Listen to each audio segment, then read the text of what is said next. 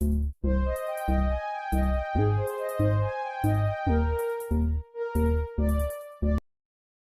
Hello दोस्तों, स्वागत है आप सभी का एक बार हमारे यूट्यूब चैनल अद्भुत स्टोरी में। तो जैसा कि आप देख सकते हैं, आज हम आपके लिए एक वीडियो लाए हैं। उससे पहले अगर आपने हमारा चैनल लाइक एंड सब्सक्राइब नहीं किया है तो प्लीज कर दीजिए। आज हम लाए हैं विक्रम बेताल की एक कहानी। तो दोस्तों चलते हैं कहानी। दोस्तों एक दिन की बात है, सम्राट विक्रमादित्य के दरबार में एक फकीर आया। सुबह का वक्त था। रिवाज के अनुसार लोग सम्राट को भेंट देने सुबह सुबह आते थे। उस फकीर ने भी एक जंगली सा दिखाई पड़ने वाला फल सम्राट को भेंट किया। सम्राट थोड़ा मुस्कुराए।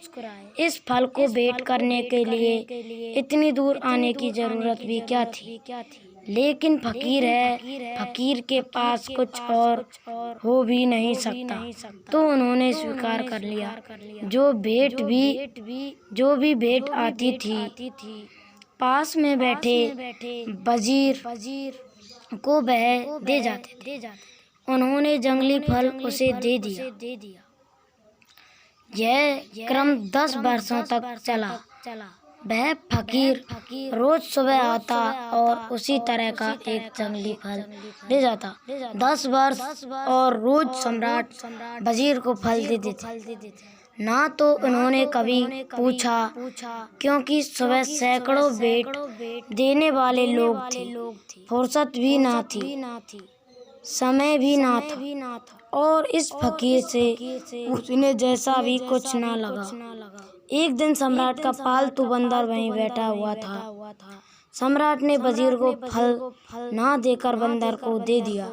बंदर ने फल खाया। उसके मुंह से एक बहुत बड़ा हीरा जो फल में छिपा था नीचे गिर गया। सम्राट चौंके। इतना बड़ा हीरा तो उन्होंने देखा भी नहीं था। वजीर से कहा, बाकी फल खाएं। वजीर सोचता था कि जंगली फल हैं, फिर भी सम्राटों के पास संभल कर रहना पड़ता है। तो एक तल घर में वह फेंकता जाता था, क्योंकि फलों का करता क्या। जंगली थे, खाने योग्य भी नहीं लगते थे, स्वाद भी ठीक नहीं होगा। तलघर खोला गया। वह भयंकर बदबू से भरा था, क्योंकि सारे फल सड़ चुके थे। लेकिन उन सड़े हुए फलों के बीच हीरे चमक रहे थे। इतने हीरे सम्राट ने एक साथ ही देखे थे। अगले दिन सम्राट ने फकीर से कहा, यह क्या रहस्य है? तुम क्या चाहते हो? किस लिए तुम 10 साल से यह भेंट ला रहे हो? और मैं कैसा अज्ञानी की मैंने कभी नहीं देखा, कभी नहीं। मैंने समझा जंगली फल है। उस फकीर ने कहा, होश ना हो तो जिंदगी ऐसे ही चूक जाती है और दूसरी समानांतर अर्थ की धारा शुरू होती है। उस फकीर ने आगे कहा, होश ही जिंदगी कुछ लाती है, लेकिन जंगली फल समझकर तुम फेंकते चले जाते। हर फल के भीतर हीरा छिपा है, जैसा तुमने कभी नहीं देखा। खैर, जो हुआ सो हुआ। अब पीछे की तरफ मत जाओ, अन्यथा तुम फिर चूक जाओगे, और आगे की तरफ भी मत दौड़ो, क्योंकि मैं देखता हूँ सपने दौड़ रहे हैं। दुनिया के तुम सबसे बड़े सम्राट हो गए। आगे भी मत जाओ, पीछे भी मत जाओ। मैं तुमसे कुछ और कहना चाहता हूँ, वह सुन लो। सम्राट सजग होकर बैठ गए। यह कोई साधारण आदमी नहीं है। अब तक समझे थे कि फकीर है। फकीर बोला, जिंदगी साधारण नहीं है। जिंदगी ने तुम्हें जो दिया है वह बिल्कुल असाधारण है, लेकिन तुम्हें होश नहीं है।